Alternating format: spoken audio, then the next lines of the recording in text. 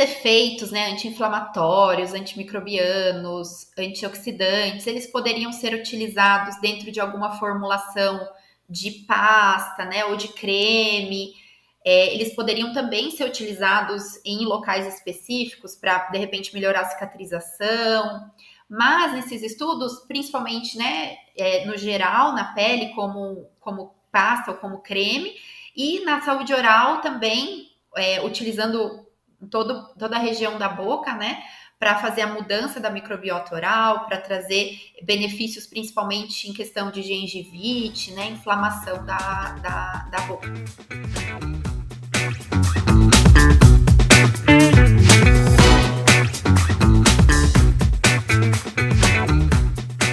Analisando os dados do canal, percebemos que cerca de 86% de vocês que assistem aos nossos episódios com frequência ainda não estão inscritos. A sua inscrição é muito importante. Ela ajuda o canal a crescer e permite que a gente continue produzindo episódios cada vez mais relevantes e interessantes para você. Então, se você gosta do nosso conteúdo, inscreva-se agora no canal. Isso faz uma grande diferença para o nosso trabalho. Muito obrigado pelo apoio e um ótimo episódio. Olá, pessoal! Vamos para mais um episódio do Pet Food Podcast. Meu nome é Kellen Oliveira, eu sou médica veterinária e professora aqui na Escola de Veterinária e Zootecnia da Universidade Federal de Goiás. E eu serei a host do episódio de hoje. E nós vamos abordar um tema muito interessante, que é a respeito de óleos funcionais na nutrição de cães. E eu sei que muitas vezes ocorre aí uma certa confusão dessa questão de óleos, né? Óleos funcionais, óleos essenciais, gorduras, né? E às vezes, né, os clientes, vocês, nossos ouvintes, terminam perguntando: mas eu posso dar óleo para o meu cachorro? Eu posso dar óleo para o meu pet? Mas meu cão é castrado, eu ofereço um alimento light, né? Ou seja, aqueles que têm baixa gordura. Será que está faltando alguma coisa nessa alimentação do meu pet? Uma outra pergunta, né, que sempre a gente escuta é a questão: mas óleo não engorda? Né? Como a gente tem sempre um problema aí em relação à obesidade de cães, né, um problema assim, muito, muito comum.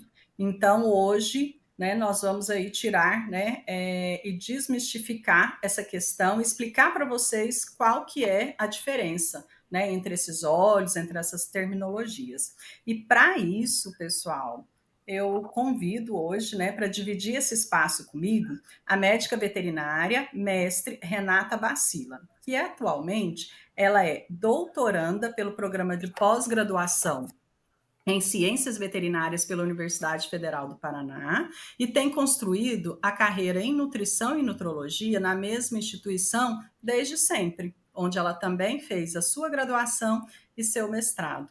Renata, seja bem-vinda ao Pet Food Podcast. Muito obrigada por aceitar nosso convite. Além da apresentação que eu fiz, você queria acrescentar alguma coisa no seu currículo, algo que os nossos ouvintes, né, devam saber sobre sua trajetória?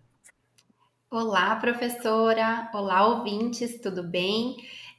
Primeiramente, gostaria de agradecer o convite, estou muito feliz de estar aqui e obrigada pela apresentação. É isso mesmo, eu fiz tanto a minha graduação quanto o mestrado e agora o doutorado na Universidade Federal do Paraná, sob orientação da professora Nanda Félix.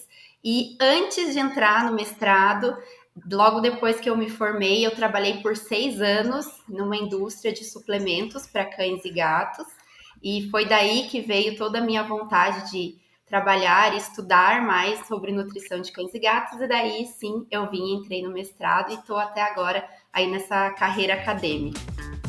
O Pet Food Podcast só é possível através de empresas inovadoras e que apoiam a educação continuada na nutrição de pets. Grupo BR Render. Fazemos juntos o produto para atender você, cliente. Alga Prime DHA da Corbion. O primeiro ômega 3 à base de microalgas produzido no Brasil. Agora, adicioná-lo à alimentação pet está mais fácil do que nunca. Bionatural Prime. Nutrição que vem da natureza. Biorigem, sua parceira estratégica em ingredientes naturais derivados de levedura para palatabilidade. Ah, muito bem. Nossa, obrigado por compartilhar, né? É sempre bom esses compartilhamentos, porque os nossos ouvintes, eles têm, né, uma noção das pessoas que a gente traz, né, dos profissionais que a gente traz aqui para compartilhar as experiências e, com isso, fazer com que o nosso animalzinho de estimação, né, o nosso cão, o nosso gato em especial, ele seja melhor alimentado. E aí, Renata, para a gente dar início às nossas chuvas de perguntas, sobre, né, a parte de óleos, eu queria que, se você pudesse contextualizar, né, essa trajetória sua de pesquisa. E você sabe, né, o host ele faz o dever de casa dele.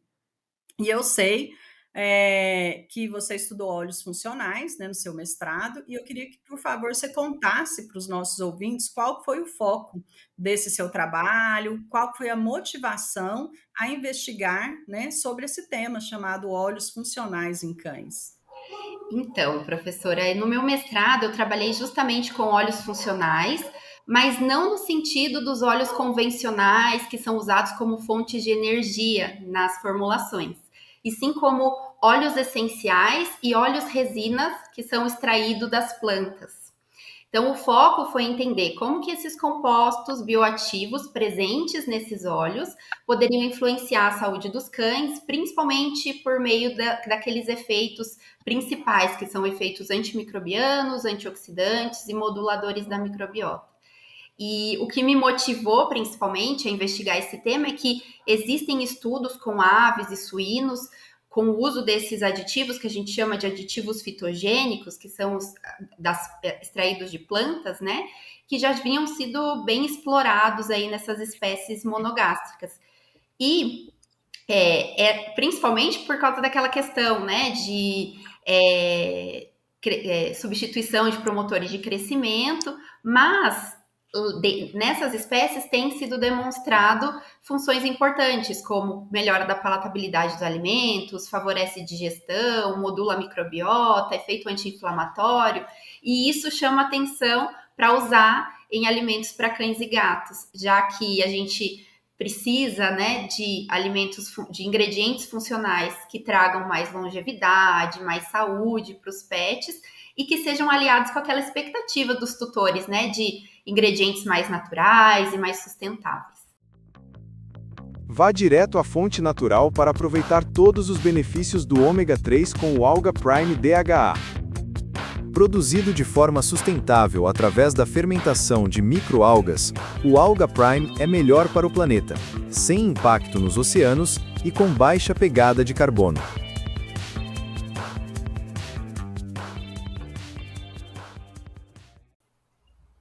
Ah, legal. E aí você falou aí alguns termos, e na minha segunda pergunta, e eu acho que é importantíssimo a gente abordar isso, né? Sobre essas terminologias, definições e denominações a respeito dos óleos. Porque nós temos aí os óleos essenciais, e os óleos funcionais e esses óleos convencionais. Então, eu queria, né, que você definisse cada um deles para os nossos ouvintes e como que a gente pode diferenciar, quais são os seus principais usos no dia a dia aí da alimentação dos animais. Então, por exemplo, a gente ouve muito falar e é muito difundido a questão da utilização de óleos essenciais, né, mas na aromaterapia. Então, eu queria que você, se você puder definir, né, quais são as diferenças desses óleos, quais são as aplicabilidades dele no dia a dia. Então, esse é um ponto super importante, porque realmente existem muitas definições e usos diferentes, né, quando a gente fala de óleos, né? Então, os óleos funcionais, no nosso contexto, né, da nutrição, tem uma definição de que são óleos que exercem um efeito além do seu valor nutricional básico. Ou seja, eles não servem só como fonte de energia ou ácidos graxos essenciais, mas eles têm propriedades adicionais, né? Como a gente viu ali, modulação de microbiota, anti-inflamatórios. E aqui entram aqueles óleos nutricionais, né, que a gente conhece, né? Por exemplo, óleo de peixe, que é fonte de ômega 3, tem ação anti-inflamatória. Ou óleo de coco, que é rico em triglicerídeos de cadeia média. E aí também entram os óleos vegetais, né? Que são aqueles extraídos das plantas, que são ricos em compostos bioativos e que são os óleos essenciais ou as oleoresinas, né? Então, óleos essenciais, eles diferem dessas oleoresinas principalmente pelo método de extração. Então, o óleo essencial, que é aquele utilizado principalmente em aromaterapia, que a gente já ouve bastante falar, são aqueles que são extraídos por hidrodestilação a vapor. Já a oleoresina, ela é extraída por solvente orgânico. Então, são diferentes métodos de extração que também trazem diferentes ações para esses compostos, né? Mas é importante ressaltar que no meu estudo e nos estudos que a gente vê em nutrição, esses óleos, eles são utilizados principalmente via oral, né? Então, eles não são relacionados à aromaterapia, e sim a seu uso oral para fazer modulação de microbiota, efeito antioxidante, e tem que ser regulamentados pelo Ministério da Agricultura, por exemplo, como uso oral, né? Então, resumindo, assim, para ficar mais claro, os óleos essenciais, eles podem ser considerados óleos funcionais, mas nem todo óleo funcional é óleo essencial. Então, acho que essa é a principal diferença. Ah, legal, ótimo, excelente explicação. Então, agora, sim, complementando, né, a pergunta anterior, quais são as principais propriedades atribuídas aos óleos funcionais que justificam seu uso na dieta para cães e gatos?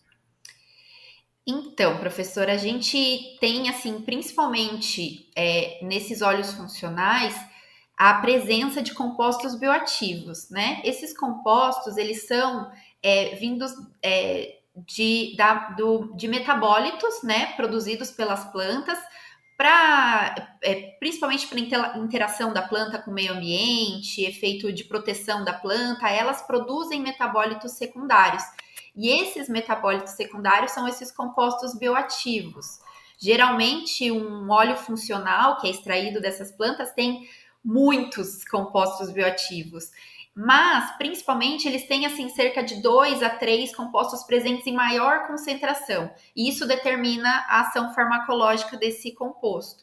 Então, existem alguns principais metabólitos secundários, que são, por exemplo, os terpenos, a gente vê nas plantas monoterpenos, sesquiterpenos, diterpenos. A gente tem também os compostos fenólicos, que são bem conhecidos, né, como, por exemplo, os flavonoides, e alguns compostos nitrogenados, como os alcaloides, que todos eles, né, possuem suas ações específicas, mas principalmente ação anti-inflamatória, ação antioxidante e ação antimicrobiana. Ah, que bom. Então, assim, do jeito aí que você explicou, né, a justificativa, né, para o uso da dieta, então a gente nota, assim, que existem muitos óleos funcionais que estão na dieta a partir da idade adulta e idoso, né? Então, as alimentações destinadas a essa fase, né, adulto, manutenção, que geralmente a gente já observa ali, né, antioxidantes, alguns nutracêuticos também, né, principalmente para diminuir a formação de radicais livres, por exemplo, diminuir problemas, né, de saúde e retardar o envelhecimento. Né? Então, bem legal isso mesmo que você comentou. E aí, né, já que eu já entrei aqui no assunto, né, dos exemplos, eu queria que você falasse para nós aqui alguns exemplos de óleos funcionais, ou que você já tem estudado, né, porque dentro da sua carreira aí, ou então que são comuns, né, mesmo que você não tenha estudado, que eles são comuns, né, da gente, né, e do tutor, do responsável pelo animal, ver lá na dieta deles. Então, a gente tem vários óleos essenciais e oleoresinas, né, que já foram estudados em animais, mas principalmente em cães e gatos, esses estudos são um pouco mais escassos.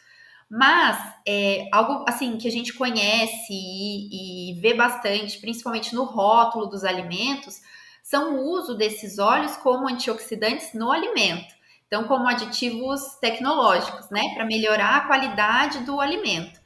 A gente vê aí óleo de orégano, óleo de alecrim, sendo utilizados como para melhorar ali, trazer benefícios antioxidantes para os alimentos em si.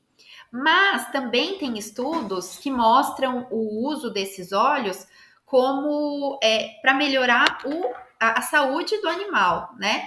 Então, como um aditivo zootécnico. E daí a gente tem aí, por exemplo, estudos mostrando o uso tópico de óleos essenciais para melhorar microbiota da pele, cicatrização. Então, a gente tem alguns estudos aí com óleo de hortelã e pimenta, óleo de orégano, óleo de melaleuca, óleo de cravo, lavanda, alecrim, tem vários. Inclusive blends desses óleos, né, para saúde da pele.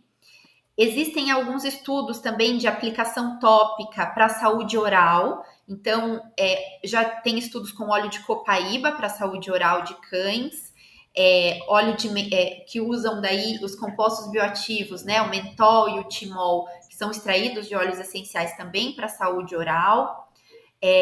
Tem outros estudos demonstrando a ingestão oral desses óleos como atividade antioxidante, então óleo de cravo, alecrim, óleo de orégano.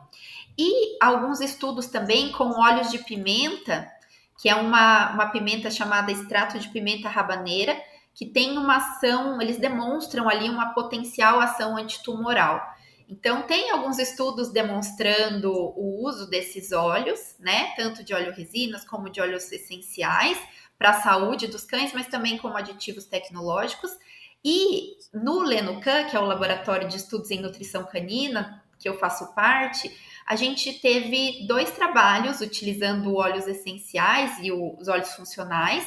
Um deles foi uma colega que conduziu, a Nayara. Ela conduziu um estudo com um blend de óleo, um blend formado de óleo de orégano mais parede celular de levedura, e teve efeitos interessantes, principalmente sobre a modulação da microbiota intestinal. E a gente teve o meu trabalho de mestrado, né, que foi o uso de um blend de óleos da biodiversidade brasileira.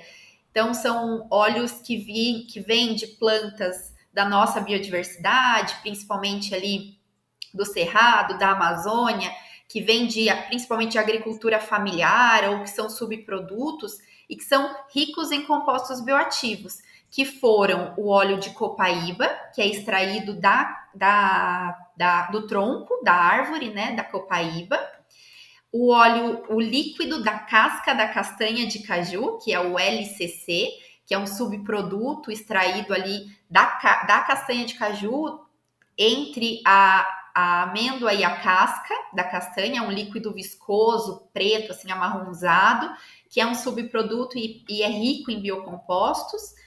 E o óleo de 2 pimenteiras, que é a Esquinus mole, que é conhecida como pimenta rosa ou fruto da aroeira vermelha, e a Esquinus mole, e a Capsicum annum, que é uma planta, uma pimenteira, uma das mais consumidas aí no mundo. Então, era um blend desses 4 óleos funcionais, porque nem todos eram essenciais, então alguns eram óleo-resinas. Então, era um blend de óleos funcionais que a gente avaliou principalmente a ação antimicrobiana, né, de modulação da microbiota, ação anti-inflamatória e antioxidante em cães. Então, tem bastante estudo, apesar de que não são, assim, todos padronizados, né, ainda existem algumas dificuldades, mas ainda já existem estudos demonstrando o potencial desses compostos. Renata, então, pelo que eu entendi, pelas suas 2 respostas, né, nessas duas perguntas anteriores que eu fiz, a gente pode utilizar esses óleos tanto por via oral quanto por via tópica. É isso? Isso mesmo. No meu estudo em específico, a gente fez por via oral, né? Mas existem estudos utilizando eles via tópica também. E aí, esse via tópica, por exemplo, seria assim, uma coisa mais localizada para algum tipo de problema para o cão, mais localizado ou não? Ou seria assim, como uma forma assim, de uma proteção a mais, que você falou bastante de questão da pele, né? Então, seria mais assim, no sentido de uma hidratação? Como que é? Explica pra gente. Pelos efeitos, né, anti-inflamatórios, antimicrobianos, antioxidantes, eles poderiam ser utilizados dentro de alguma formulação de pasta, né, ou de creme. eles poderiam também ser utilizados em locais específicos para, de repente, melhorar a cicatrização. Mas nesses estudos, principalmente, né, no geral, na pele, como pasta ou como creme, e na saúde oral também, utilizando toda a região da boca, né, para fazer a mudança da microbiota oral, para trazer benefícios, principalmente em questão de gengivite, né, inflamação da boca. E a questão, né, de tártaro, né, de cálculo dentário, é uma questão assim que a gente já abordou aqui algumas vezes no podcast, e aí eu gosto sempre de frisar isso, né, para o nosso ouvinte estar sempre atento, que esse é um problema muito sério, às vezes assim, é um problema que eu falo assim, que ele chega a ser, além de saúde, né, para o pet, ele é um problema social também, porque muitas vezes o pet fica lá com aquela halitose, com aquela boca fedida, aí você tinha aquele vínculo forte com o seu animal, mas agora ele está com a boca fedida, você não quer mais chegar perto dele, você muitas vezes deixa de dar carinho e isso, né, pode afetar aí nessa relação aí homem-animal, né, que a gente tem. E fora os problemas de saúde, né, que esses tártaros, né, esses cálculos dentários, eles podem provocar. Então, dentre os problemas, a gente cita aí problemas cardíacos, problemas renais, problemas hepáticos. Então, pessoal, fiquem atentos, né, à boquinha aí dos seus animais de estimação, né? Então, viu a presença de tártaro, sentiu a litose, buscar aí um médico veterinário, porque além disso, ainda pode diminuir a ingestão, né, por conta dessa dor que sente, né, que o animal sente aí com essas gengivites, tanto cães quanto gatos, né? As pessoas observam muito em cão, mas no gato também a gente tem um problema muito sério. Então, a saúde oral, ela vai impactar com muitas coisas na saúde e bem-estar do seu animal de estimação. Mas, enfim, voltando ao nosso foco, né, que é óleos funcionais. Bom, voltando ao nosso foco de hoje, né, do nosso episódio de hoje, que é óleos funcionais, eu queria que você me explicasse quais foram os principais efeitos observados com os usos desses óleos em cães. Então, em específico, no trabalho que eu conduzi no meu mestrado, que era em relação aos óleos da biodiversidade brasileira, a gente teve principalmente alguns efeitos importantes. Mas antes eu queria explicar que esse trabalho em específico, a gente desafiou os cães através de uma cirurgia de profilaxia dentária. A gente fez, eles passaram, né, por aquela remoção de tártaro. Então, eles foram submetidos a isso porque eles já precisavam, né? E isso a gente utilizou como um fator estressante, né? Um fator estressor ali para o organismo, para que a gente realmente visualizasse o efeito dos óleos. Então, primeiramente, a gente observou efeitos da cirurgia sobre o organismo dos animais. Então, comprovando, né, que foi um bom fator estressante. Então, a gente observou que os animais, após a cirurgia, eles tiveram uma redução da diversidade da microbiota, tiveram grupos, o grupo, né, a composição da microbiota era diferente depois da cirurgia e antes da cirurgia, comprovando esse impacto da cirurgia na microbiota intestinal. Mas, principalmente, a gente observou que os animais que consumiram o blend, principalmente após a cirurgia, que era o nosso fator estressante, eles tiveram uma menor concentração de um marcador anti-inflamatório, que é o NF-kappa-beta, que é um fator de transcrição inflamatório. Então, eles tiveram menor concentração desse marcador no soro. E isso é importante porque demonstra atividade anti-inflamatória. A gente também observou ação antioxidante com aumento de algumas enzimas antioxidantes, como, por exemplo, a GST, que é a glutationa-transferase. Então, de uma certa forma, o blend ele estimulou a atividade antioxidante no organismo. A gente também observou menor lipoperoxidação, então menor LPO, que a gente chama, né, que é essa ligação dos radicais livres com a membrana lipídica das células. E a gente observou também que os animais alimentados com o blend, eles tiveram uma menor concentração nas fezes de ácidos graxos de cadeia ramificada, que são ácidos graxos que vêm da digestão de proteínas no cólon e que são considerados fatores de desbiose intestinal, então, indicativos, né, de desbiose intestinal.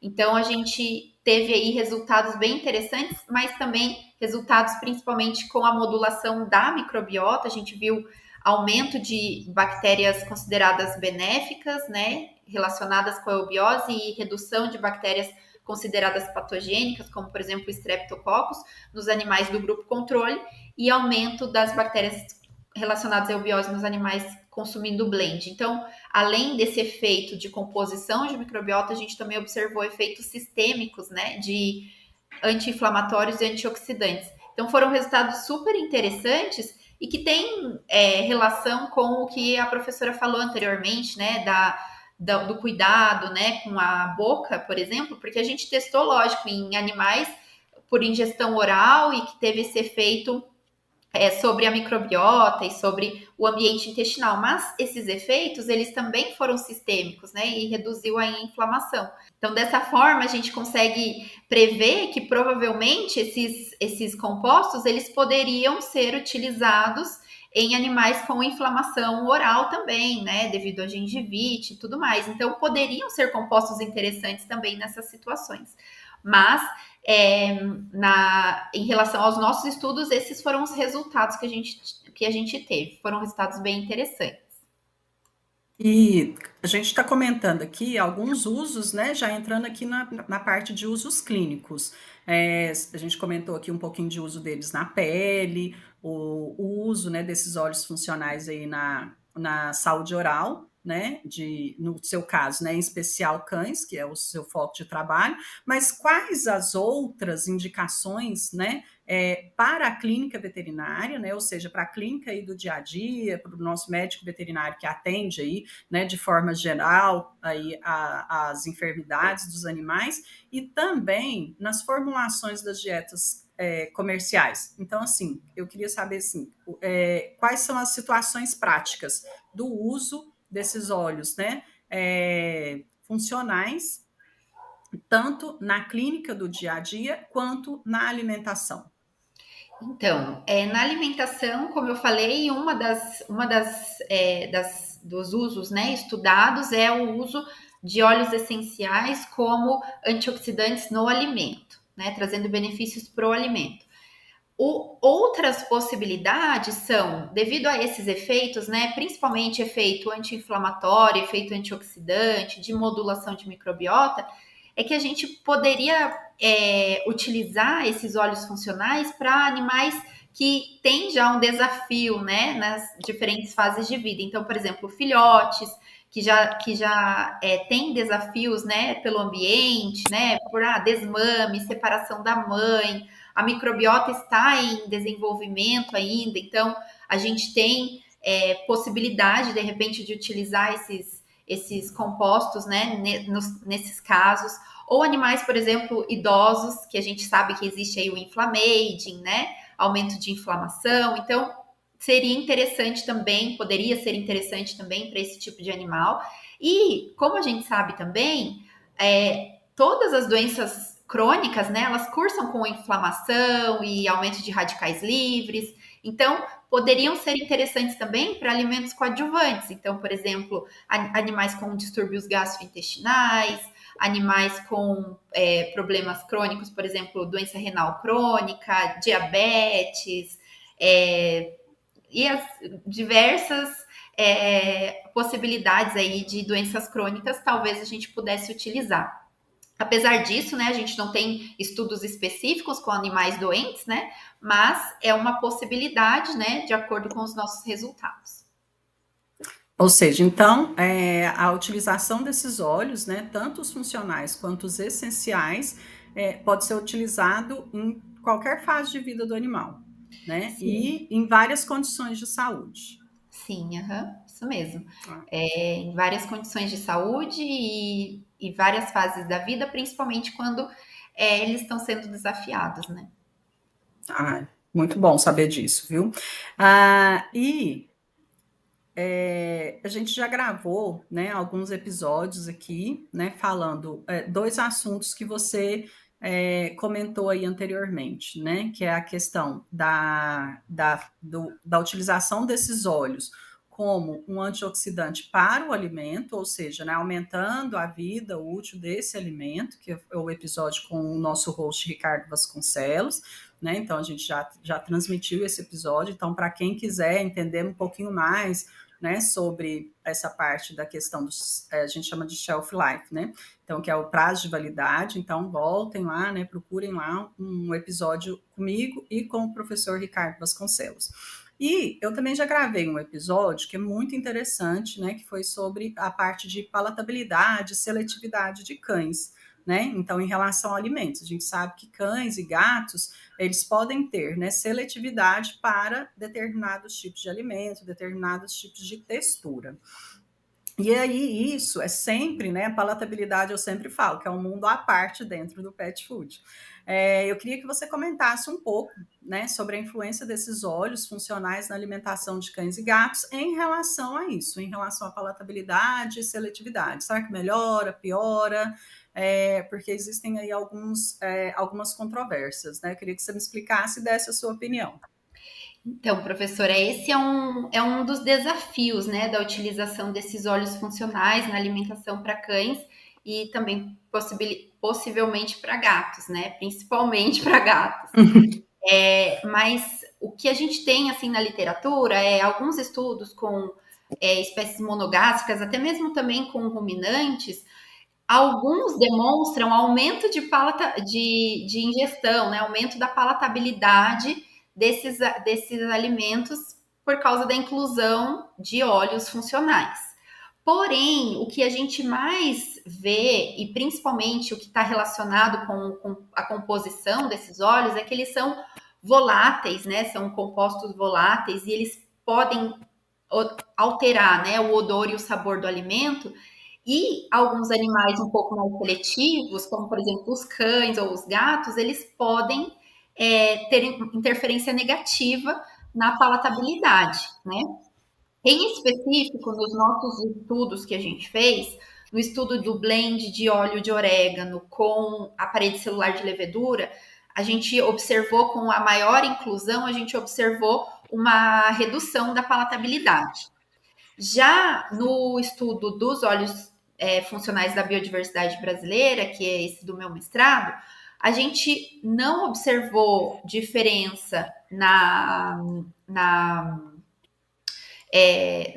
aceitabilidade deles, porém a gente observou uma tendência a uma menor razão de ingestão, porque a gente faz o teste de palatabilidade lá no Lenucan, que avalia a primeira escolha e a razão de ingestão. E a gente teve uma tendência à redução da razão de ingestão, apesar de que todos os animais comeram as dietas tranquilamente, sem problema nenhum. Então, assim, a gente tem que ter assim esse certo cuidado com a colocação, né, desses óleos, né, dentro das formulações, principalmente pensando que são compostos voláteis que podem alterar. Apesar de que a gente não teve assim resultados negativos, né, mas a gente precisa cuidar. E assim, pensando em alimentos extrusados, né, a gente vê que existem algumas possibilidades da gente driblar essa questão, né? Então, por exemplo, esses óleos, como eles são sensíveis, seria interessante que eles fossem microencapsulados, tanto para preservar as suas funções, né, na passagem ali pelo trato gastrointestinal, quanto também para dar uma driblada nessa questão do odor e da palatabilidade. Então, se esses óleos forem microencapsulados e eles são, é possível da gente colocar eles dentro da massa ali antes do processo da extrusão. E isso faz com que eles sejam menos percebidos, né? O odor seja menos percebido e o sabor também seja menos percebido pelos animais. É uma alternativa, né? Apesar de que no nosso estudo a gente fez a utilização sobre o alimento ali, ele era em formato de pó, então a gente colocou sobre o alimento, dava uma misturadinha e eles comiam tranquilamente. Você respondeu exatamente uma outra pergunta que eu ia fazer, né? Que era sobre que alternativas a gente poderia, né? Você que já foi da indústria também pet food, como você comentou lá no iniciozinho da sua apresentação, você trabalhou 6 anos em uma empresa de suplemento, né? Como que a gente poderia driblar, né? Esse efeito negativo que é a alteração de sabor, né, e a palatabilidade, né, e a não aceitação desses produtos, né, que tem aí esses óleos funcionais. E aí, eu queria também agora aproveitar, já que você já respondeu minha outra pergunta, quais seriam os próximos passos para a gente poder ampliar, né, o uso desses óleos funcionais em pets, né, e quais seriam as principais barreiras regulatórias, técnicas ou de custo a indústria, né, pet food, enfrenta em relação a isso. Esses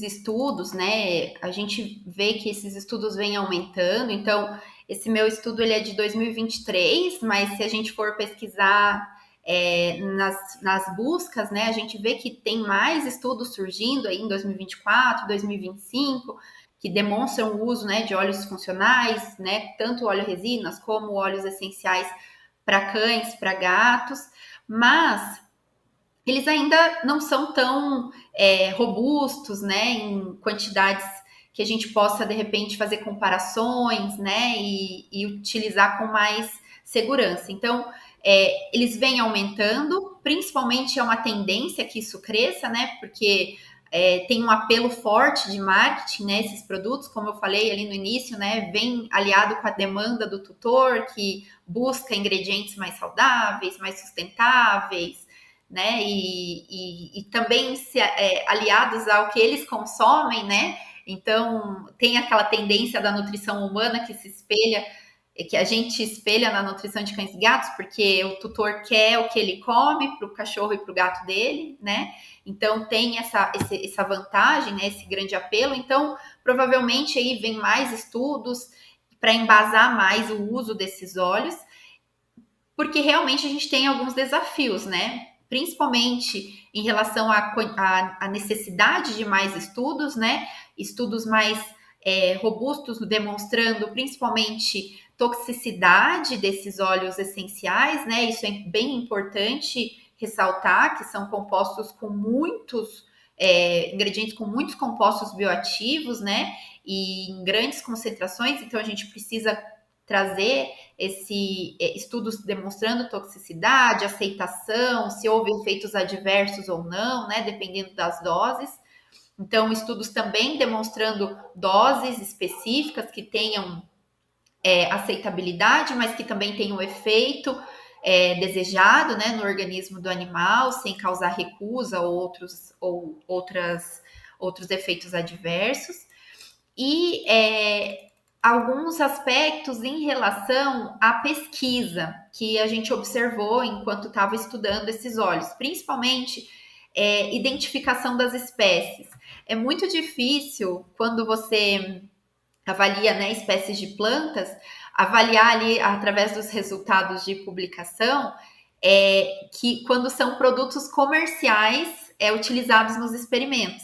Porque muitas vezes a gente não sabe, né, se são ervas, extratos, resinas, óleos essenciais ou os compostos isolados dos óleos essenciais. Então, a identificação dentro de cada estudo é muito importante. Então, o pesquisador deixar bem claro qual que é o tipo de óleo funcional utilizado ali, quais são os compostos presentes.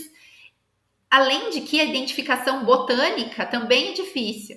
Então, por exemplo, no meu caso, a gente tem ali a Esquinus mole e a Capsicum, que são pimenteiras, né? Mas elas têm dezenas de espécies de pimentas. Então, é super difícil você saber qual que foi a utilizada, para comparar em outros estudos, né? Então, isso é bem difícil, comparar resultados. O orégano, por exemplo, é uma espécie do gênero que é origano, tem um monte de espécies também. Então, é super difícil de você comparar, né, resultados. Então, a identificação, né, para o pesquisador, a identificação dos compostos bioativos presentes naquele produto, da identificação botânica das espécies também utilizadas, é super importante para que a gente possa ter comparação entre os estudos, né? Isso ainda é um desafio dentro dessa área. Assim como o desafio regulatório que a professora comentou, né? É um desafio ainda, alguns desses compostos são cadastrados no Ministério da Agricultura, aqui no Brasil, por exemplo, como aditivos flavorizantes, né? Isso dificulta um pouco a divulgação, né, dos benefícios de saúde para os animais. Então, trazer mais estudos, né?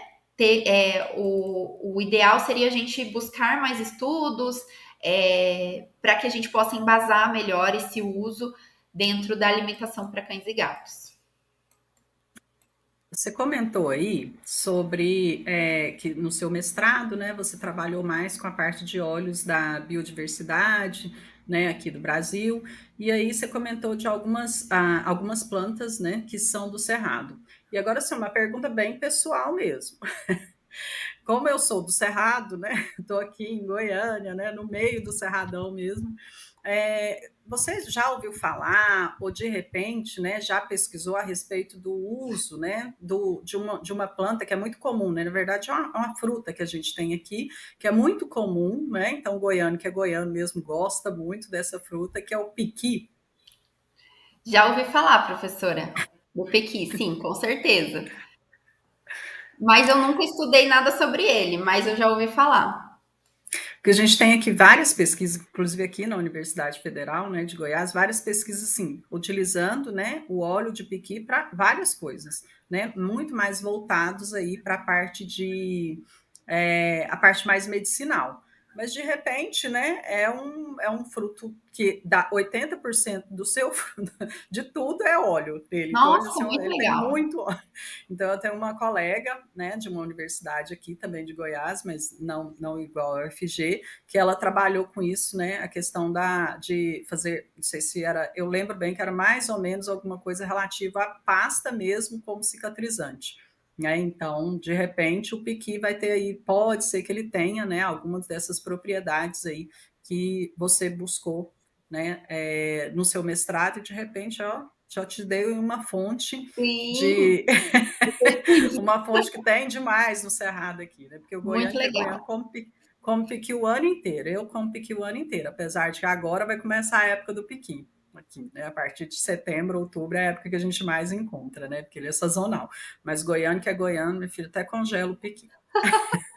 Muito legal, professora. Bom, Renata, para a gente finalizar, eu tenho sempre um ritual, né, nos meus episódios, que eu, né, sou a host, eu sempre termino pedindo, né, para o meu entrevistado, né, para o meu convidado, para me contar casos. Eu sempre gosto que é onde ele começa com casos de insucesso e depois ele entra já com casos de sucesso relacionado ao assunto, né, que ele vem aqui para falar para a gente. Então, eu queria que você, né, que já trabalhou, né, na indústria pet food, né, com todas as suas pesquisas, me contasse um caso de insucesso, aquele caso assim que você não esquece de jeito nenhum, e um caso de sucesso, aquele caso assim que também você não esquece porque ele te enche o coração. Então, professora, pensando assim, eu não diria assim exatamente um caso de insucesso, né? Mas, como toda pesquisa, existem momentos de frustração, né?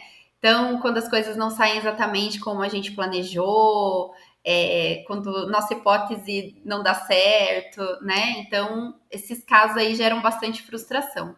Mas no meu estudo, por exemplo, eu tive muita dificuldade em relação, principalmente, àquela questão ali da nomenclatura, né? Eu chamava, né, e intitulava todos de óleos essenciais, todo blend de óleos essenciais.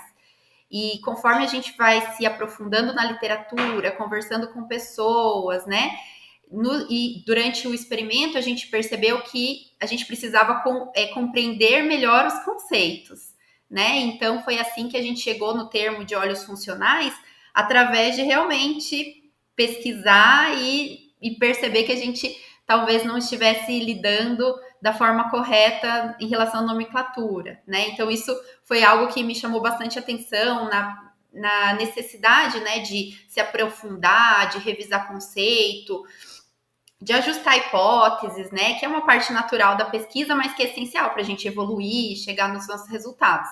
Então, isso foi algo que me chamou bastante atenção durante essa pesquisa, principalmente para a gente usar, né, as terminologias e os conceitos corretos, né? Então, isso foi algo que, não diria insucesso, mas algo que eu precisei correr atrás para aprender melhor, né?